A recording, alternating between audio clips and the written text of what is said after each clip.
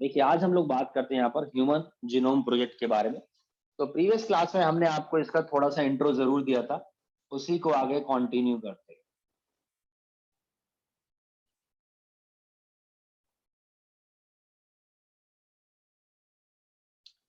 चलिए human genome project.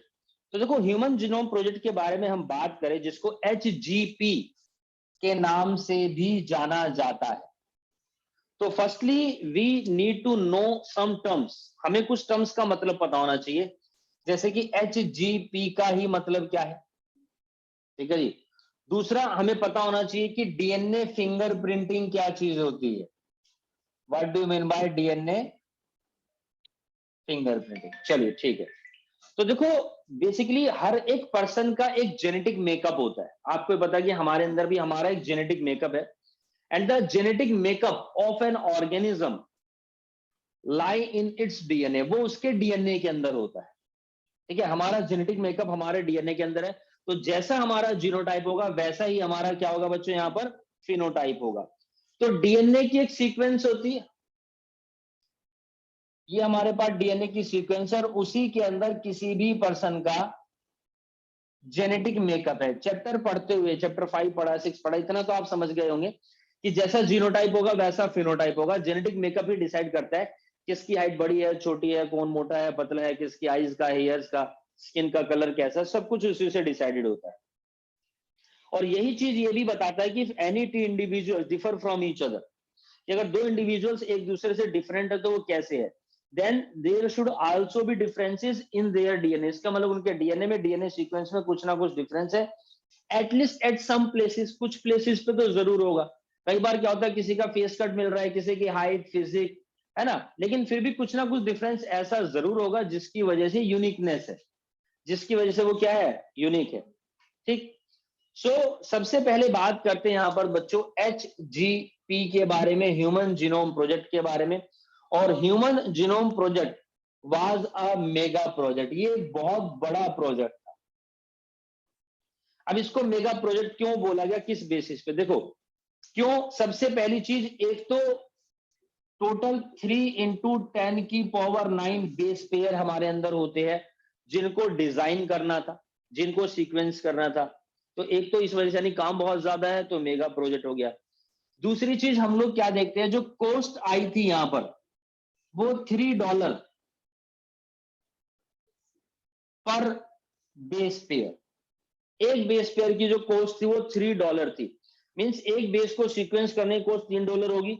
और हम यहां पर देखते हैं जो total cost I, that was the $9 billion. $9 billion. आप सोच सकते हैं कितनी बड़ी रकम होगी। ये इतनी बड़ी रकम है, इतनी बड़ी रकम अगर मुझे मिल जाए, मैं देखूं भी नहीं तुम लोगों की तरफ। कोई जरूरत नहीं मुझे ये सब काम करने की, टांग पे टांग रख के आराम से बैठूंगा, समझ रहे हो। एक बंदा जो है इधर से जो है मसाज कर रहा होगा, एक अंगूर खिला रहा है ना, समझ रहे हो ना बात को। ओ सोचो इतना पैसा है, मतलब कि तुम आइलैंड खरीद सकते हो। बहुत पैसा बचेगा यार। अपना एक छोटा सा आइलैंड खरीदा, वहां पे जिंदगी की मौज ले रहे हो, बहुत पैसा है। ओके ओके ओके, ठीक। तो इतना बड़ा प्रोजेक्ट था इन टर्म्स ऑफ, आप समझ रहे होंगे मेगा प्रोजेक्ट से यहाँ पर क्या मतलब, इन टर्म्स ऑफ मनी, ठीक है, in terms of time, in terms of base pair. 3 × 10⁹ base pair हमारे को यहाँ पर सीक्वेंस करने हैं, जो आसान काम नहीं है। चलिए उसके बाद हम बात करते हैं यहाँ पर बायो इन्फॉर्मेटिक्स के बारे में। कुछ टर्म्स है जिनके बारे में आपको पता होना चाहिए। बायो इन्फॉर्मेटिक्स का मतलब क्या है, देखिए मैं आपको बता दूं कि जब ये प्रोजेक्ट शुरू हुआ था तो उस टाइम पर कोई भी किसी भी तरीके का सॉफ्टवेयर नहीं था। ये प्रोजेक्ट स्टार्ट हुआ है मेरे पास 1990 में, और उस जमाने में हमारे पास किसी तरह का कोई भी सॉफ्टवेयर नहीं था on that time to store data, कि इस डाटा को स्टोर कर सके। सोचो ना, इतने बेस पेयर्स की इंफॉर्मेशन, इनकी सीक्वेंस जो है वहां पे स्टोर करके रखनी थी। So there is another branch of science, science की हमारे पास एक ब्रांच और है, ठीक है, जिसको हम बोलते हैं bio informatics, that store the data, जो HGP के लिए, ह्यूमन जीनोम प्रोजेक्ट के लिए डाटा को स्टोर करके रखती है, उसको यहाँ पर बायो इन्फॉर्मेटिक्स बोला गया। चलिए उसके अलावा हमने यहाँ पर क्या किया, एक और स्पेशल कमेटी बनाई, there is also a special committee for what? To deal with the ethical issue. बहुत सारे एथिकल इश्यू होते हैं, बहुत सारे लीगल इश्यू होते हैं, ठीक है जी, और बहुत सारे सोशल इश्यू है। उनसे निपटने के लिए अब आपसे सोचेंगे कि सर इनमें किस तरह के सोशल इश्यू है या आपके जो है लीगल इश्यू है या एथिकल इश्यू है। देखिए आप लोग क्या कर रहे हैं, किसी डीएनए की सीक्वेंस को बना रहे हैं, ठीक है। अब आप उस सीक्वेंस को मेंटेन कर रहे हैं तो आप सोचिए कि आपको इसके लिए परमिशन लेनी पड़ेगी सबसे पहली चीज तो, ठीक है। कोई भी ऑब्जेक्शन उठा सकता है कि आप इस काम को नहीं कर सकते हैं, ठीक है। आपको पर्पस शो करना पड़ेगा यहां पर कि आप ह्यूमन वेलफेयर के लिए काम कर रहे हैं।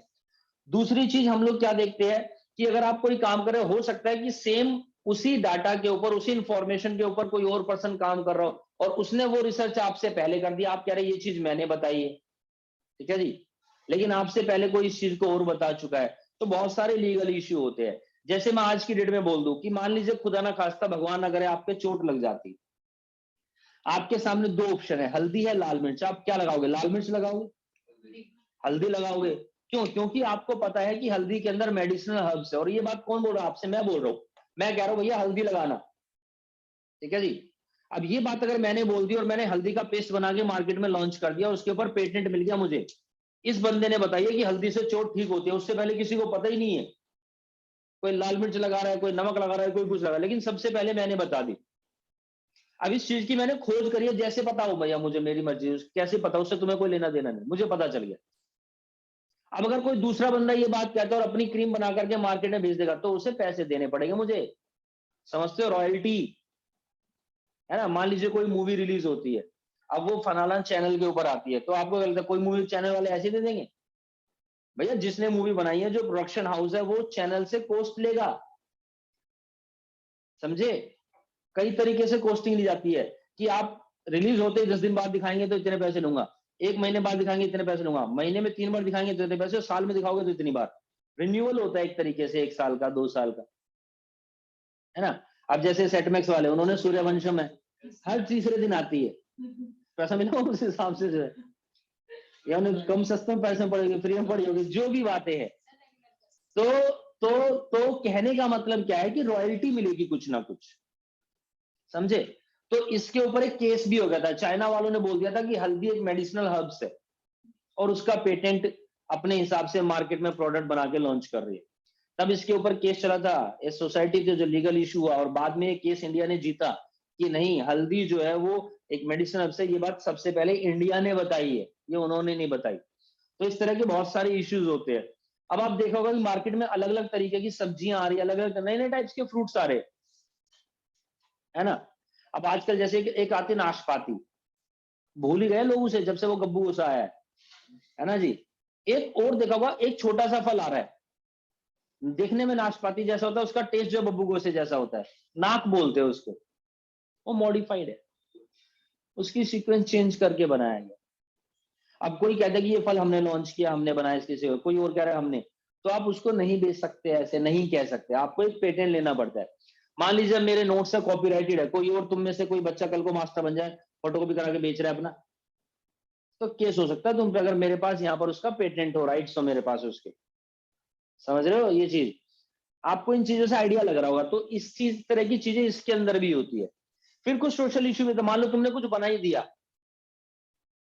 मान लो तुमने कुछ बना ही दिया, कुछ इस तरीके की चीज बना दी, सीक्वेंस चेंज करें, मान लो जो आपने बैंगन बना दिया। अब बैंगन देखेंगे आपने मार्केट में कई तरीके के आते हैं। एक गोल बैंगन आता है, मोटा बैंगन आता है, बड़ा बैंगन जिसका आप लोग भरता बनाते हैं। एक छोटे छोटे बैंगन आते हैं, गोल गोल बैंगन आते हैं, है ना, तवा फ्राई में आप यूज करते हैं ना, खाते हैं तवा फ्राई। एक बैंगन और होते हैं जो पतले होते हैं, लंबे होते हैं, ये वाले बैंगन है बीटी बैंगन। हाँ, इनका नाम है बीटी बैंगन, बीटी बैंगन। लेकिन अब इनको लॉन्च किया गया तो हमने देखा कि इनके अंदर जो कैरेक्टरिस्टिक्स कैसे आई, जेनेटिक सीक्वेंस को चेंज करके ही तो है, इनके जीन्स को चेंज करके। लेकिन बहुत सारे इश्यूज देखने को मिले जिसकी वजह से उसके ऊपर बैन हो गया। ठीक है जी। अब जैसे आप लोग यहाँ पर क्या करते हैं जी, सोयाबीन खाते हैं, ठीक है जी। जैसे आप लोग यहाँ पर सोयाबीन खाते हैं, तो आप क्या करते हैं, सोयाबीन मार्केट में ये सोया चाप है ना, या वो खाते हो, चाप खाते हैं, सोयाबीन है, तो आजकल ये जेनेटिकली मॉडिफाइड है। आपने को टी में ऐड आता है, वो पैकेट आता है न्यूट्रेला का, उसके ऊपर कॉर्नर में लिखा होता है जीएम, यानी कि जेनेटिकली मॉडिफाइड। अब बहुत सारी चीजें ऐसी बनाई गई, लेकिन आप कोई जेनेटिकली मॉडिफाइड चीज ले रहे हैं, तो हो सकता है आपकी बॉडी की सीक्वेंसेस में कुछ चेंजेस आ जाए। अब जैसे जैसे एग्जांपल ले लेते हैं हम लोग, अभी कोरोना की वैक्सीन यहाँ पर आई, ठीक है जी। तो कोरोना की वैक्सीन आपने सुना होगा, उसको उस पर न्यूज सुनी कि ये फर्स्ट ट्रायल के लिए गया, ये सेकंड ट्रायल के लिए गया, थर्ड ट्रायल के लिए गया। ये कौन से ट्रायल कर रहे हैं, यहाँ पे आदमी मर रहा है, लगाओ ना वैक्सीन अगर बन गई है तो। उनका ट्रायल क्यों कर रहे हैं वो? ये कैसे बनाई जाती है? बैक्टीरिया से, उनके डीएनए से, जीन्स की सीक्वेंसिंग चेंज करके। अब सोचो वो केमिकल, वो एंटीबायोटिक्स हमारी बॉडी में जाएगी, तो हो सकता है वो हमारी बॉडी की डीएनए की सीक्वेंसिंग चेंज कर दे। आज हम कुछ और है, कल को कुछ और बन जाए, छिपकली मैन बन जाए, डोगर मैन बन जाए, कुत्ता मैन बन जाए, स्पाइडर मैन, कुछ भी बन सकते हैं। आप लोगों ने देखा होगा इस तरीके से मूवीज में, है ना, डीएनए की सीक्वेंस चेंज हो गई और यहाँ पर सुबह उठते जाले फेंक रहा है बंदा, स्पाइडरमैन बन गया। अगर हमारे अंदर ऐसा हो गया तो, या कुछ अनप्लग चेंजेस हो गए तो, इस तरीके कुछ भी हो सकता है। तो इस वजह से इनके बहुत सारे एथिकल इश्यूज भी है, लीगल इश्यूज भी है, सोशल इश्यूज भी है। तो उनसे निपटने के लिए भी एक सोसाइटी बनाई गई है, ठीक है, जो इन सबसे निपट सके यहाँ पर। चलिए, अब ये इतना बड़ा प्रोजेक्ट था कि इसको कंप्लीट होने में लगभग लगभग 13 ईयर्स लग गए। सोचिए 13 साल लग गए इस प्रोजेक्ट को कंप्लीट होने में। और 13 साल में भी हम लोगों ने यहाँ पर क्या देखा कि ये जो प्रोजेक्ट है बेसिकली कंप्लीट हुआ है कब? 2003 में दोस्तों, अभी रिसेंटली 2003 में कंप्लीट हुआ है, ज्यादा बड़ी बात नहीं है ना, लगभग 18-19 साल पहले। तो बहुत सारा वर्क तो 2003 में हो चुका था, लेकिन एक्सेप्ट वन क्रोमोसोम। लेकिन एक क्रोमोसोम ऐसा था जिसकी सीक्वेंसिंग 2003 में भी नहीं हो पाई, वो सबसे बड़ा क्रोमोसोम था। तो ये जो प्रोजेक्ट स्टार्ट किया था, यूएस डिपार्टमेंट ने स्टार्ट किया था दोस्तों, of energy and national institute of health. The project was started by US department of energy and national institute of health ने प्रोजेक्ट स्टार्ट किया था 2003 में। प्रोजेक्ट हमारा चला 2003 तक। तो बहुत सारी चीजें थी, बहुत सारी बातें थी। और हम लोग क्या देखते हैं, दो मेन फैक्टर्स है जो कंट्रीब्यूट करते हैं in the completion of this project. इस प्रोजेक्ट के कंप्लीट होने में दो मेन फैक्टर। सबसे पहली चीज, the availability of simple and fast technique for the determination of DNA sequence। कुछ भी ऐसी चीज होनी चाहिए जो डीएनए सीक्वेंस को आइडेंटिफाई कर सके बहुत फास्ट तरीके से, है ना। मान लीजिए अगर हमें किसी का डीएनए चेंज करना है, हम उसकी सीक्वेंस ही पता लगाने में 3 साल लगा रहे हैं, उसके बाद उसकी सीक्वेंस बना करके, वैक्सीन बना करके, या कोई भी चीज बना करके उसको दे रहे, जीन थेरेपी दे रहे, तब तक तो आदमी निकल लेगा। समझ रहे?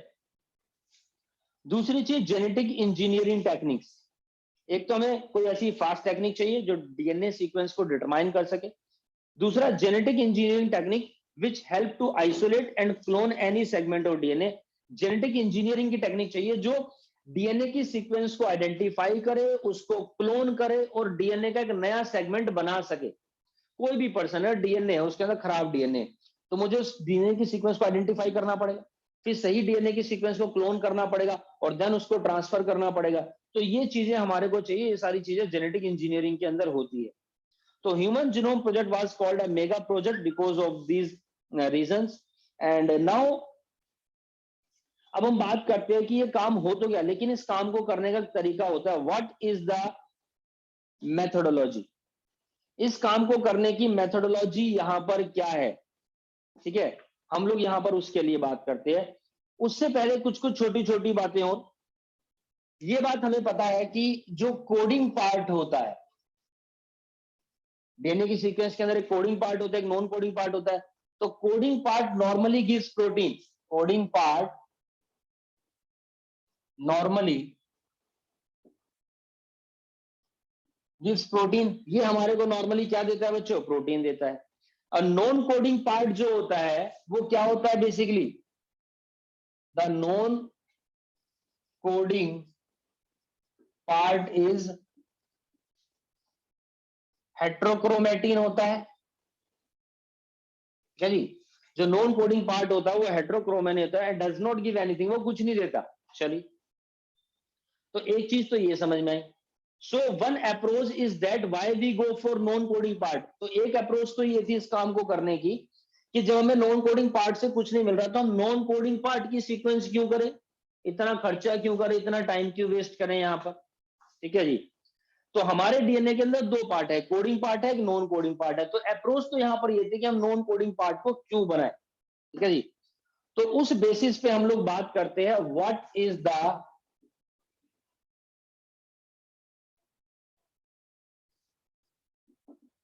मेथोडोलॉजी। यहां पर इस काम को करने की क्या मेथोडोलॉजी है। तो सबसे पहली चीज देखिए, दो है तरीके।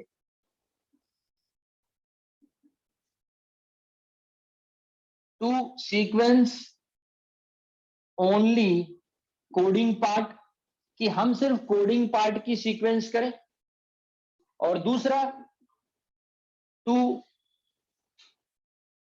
सीक्वेंस एंटायर डीएनए, या फिर एंटायर डीएनए की हम लोग यहां पर कोडिंग करें। ठीक है जी, पूरे डीएनए की कोडिंग करें। अब इसके अंदर हम देखते हैं कि कोडिंग और प्लस में नॉन कोडिंग दोनों पार्ट आ जाते हैं।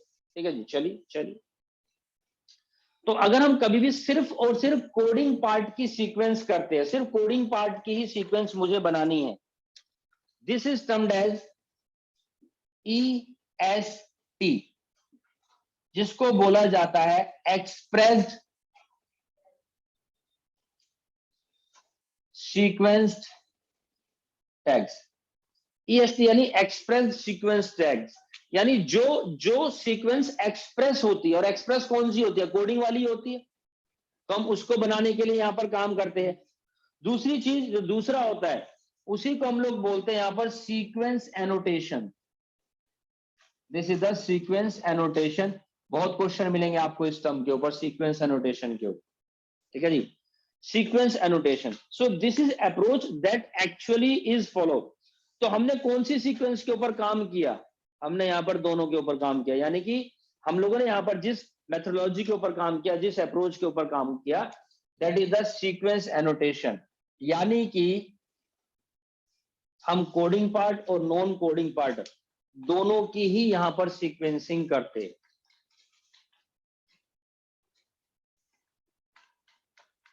ठीक है। अब अगर मुझे ऐसा करना है तो इसके लिए करा क्या गया, करना क्या है, सबसे पहले तो डीएनए ले लो। ठीक है, सबसे पहले डीएनए लेंगे, और डीएनए को हमने क्या किया जी, कट कर दिया। डीएनए को हमने लिया और डीएनए को हमने यहां पर कट कर दिया फ्रेगमेंट्स में। So what are these are the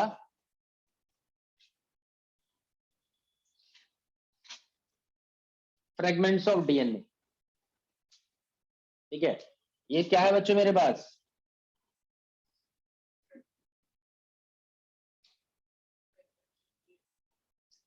ये सारे मेरे पास दिख रहे हैं आप लोगों को, ये सब डीएनए के फ्रेगमेंट्स है बेसिकली। तो हम लोग यहां पर क्या करेंगे जी, डीएनए के फ्रेगमेंट्स को यूज करते हैं। ठीक, चलिए। अब उसके बाद डीएनए को फ्रेगमेंट्स में कट करने के लिए हमें जरूरत पड़ती है यहां पर कॉपर आयन की। कॉपर आयन जो होता है वो इनके अंदर यहां पर हेल्प करता है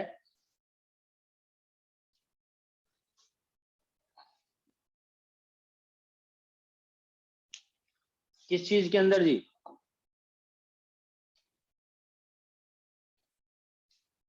किस तरीके से वो बाद में बताएंगे आप।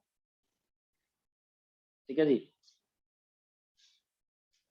अभी इतना समझिए कि हमने यहां पर इसको क्या कर दिया जी, कट कर दिया। सबसे पहले हमने यहां पर इसको कट कर दिया। अब क्या करेंगे, कट करने के बाद हमें रिक्वायरमेंट है यहां पर होस्ट सेल की, रिक्वायर्ड फॉर दैट। ठीक है जी, we need a host cell. अब हमें यहां पर होस्ट सेल की जरूरत है। ठीक है जी, अब हमें यहां पर रिक्वायरमेंट होती है बच्चों होस्ट की सेल की, host cell required for that. सबसे पहले काम डीएनए के फ्रेगमेंट्स आ गए। ये मेरे पास डीएनए फ्रेगमेंट्स, बात खत्म। Step number 1, step number 2, need host cell. अब हमें यहां पर होस्ट सेल की रिक्वायरमेंट होती है। तो अब यहाँ पर जो हम होस्ट लेंगे वो डिपेंड करता है क्या है जी, आप बैक्टीरिया ले रहे हैं या यीस्ट ले रहे हैं, ठीक है जी। अगर हम लोग यहाँ पर होस्ट लेते हैं किस चीज को जी, बैक्टीरिया को, so this is termed as bacteria, बस। अगर हम यीस्ट लेते हैं तो यीस्ट ले लेंगे, कोई दिक्कत नहीं, दोनों में से कुछ भी चूज कर सकते हैं। अब होस्ट लेने के बाद हमें इन फ्रेगमेंट्स को हमें किसी तरीके से जो है इनके अंदर पहुंचाना है, और ये काम कौन करता है जी, ये काम होता है यहाँ पर वेक्टर का। वेक्टर ही तो पहुंचाएगा होस्ट के अंदर। अब वेक्टर हम लोग यहाँ पर लेंगे use for inserting into the host, ठीक।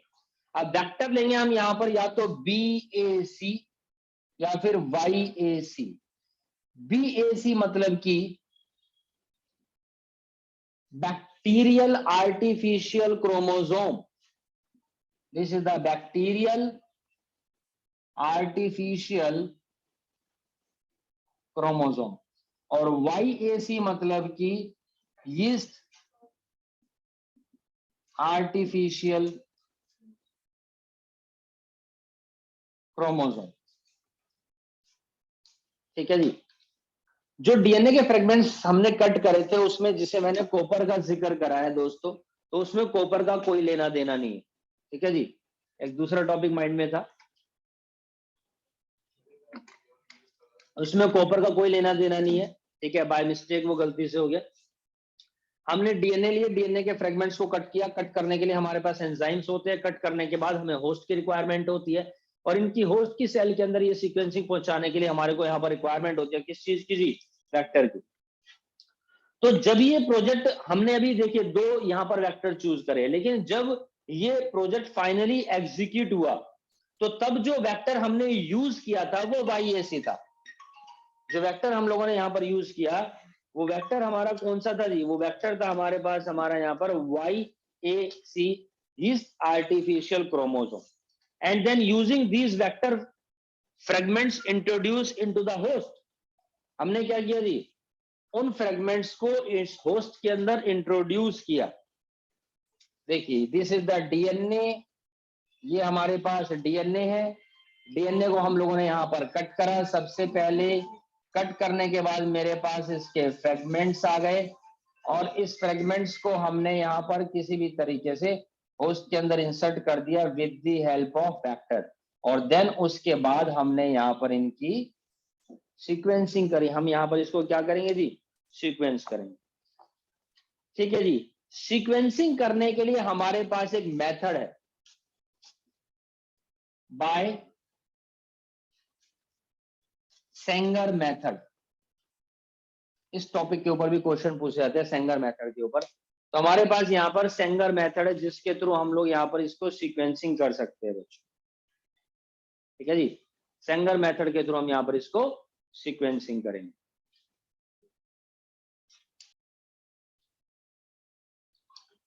So there are some salient features of HGP। तो देखिए सबसे पहली चीज, ह्यूमन जीनोम के अंदर हम बोलते हैं 3 billion base pair, but actual जो है there are 3.1 billion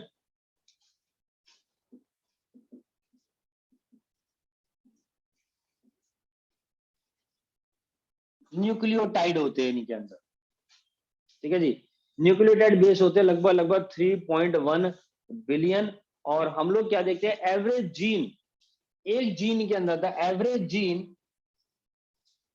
contain 3000 base, एक जीन के अंदर 3000 हमारे पास बेसिस है। And the largest human gene मैं आपको बताऊं, जो लार्जेस्ट ह्यूमन जीन है उसका नाम है डिस्ट्रोफिन, जिसके अंदर 2.4 मिलियन बेसिस है। The largest gene in human,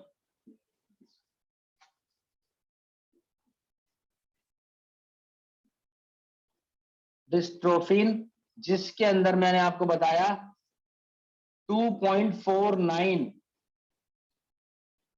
million base pairs present है, सोचिए दोस्तों, ठीक है, sorry 2.4 million, 2.4 million base pairs है एक जीन के अंदर डिस्ट्रोफिन, इसके ऊपर क्वेश्चन भी आता है।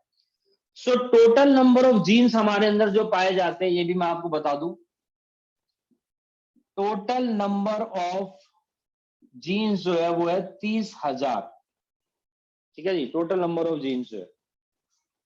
और मैं इसमें से मजेदार बात आपको बताऊं कि 50% जीन्स ऐसे है, 50% जीन्स फंक्शन इज अननोन, पता ही नहीं है। समझ रहे हो, 50% जीन्स के फंक्शन का अभी तक हमारे को पता ही नहीं। आपको एक चीज और बता दूं कि जैसे कोई भी जो भी पर्सन्स होते हैं, तो बहुत सारे जो बंदे होते हैं उनके अंदर हम लोग क्या देखते हैं, उनकी जो डीएनए की जो सीक्वेंस होती है वो लगभग लगभग कैसी होती है, सेम होती है ना। एक बंदा है धर्मपाल, एक है मदनपाल, दोनों की डीएनए की सीक्वेंस सेम होगी। फिर धर्मपाल मदनपाल को आइडेंटिफाई कैसे करेंगे, क्या उनमें अलग होगी? सिर्फ 1% यूनिकनेस होती है, बाकी सेम होता है। तो जो 1% यूनिकनेस होती है ना डीएनए की सीक्वेंस में, उसी की वजह से धर्मपाल धर्मपाल है, मदनपाल मदनपाल है। ये बात याद रखना।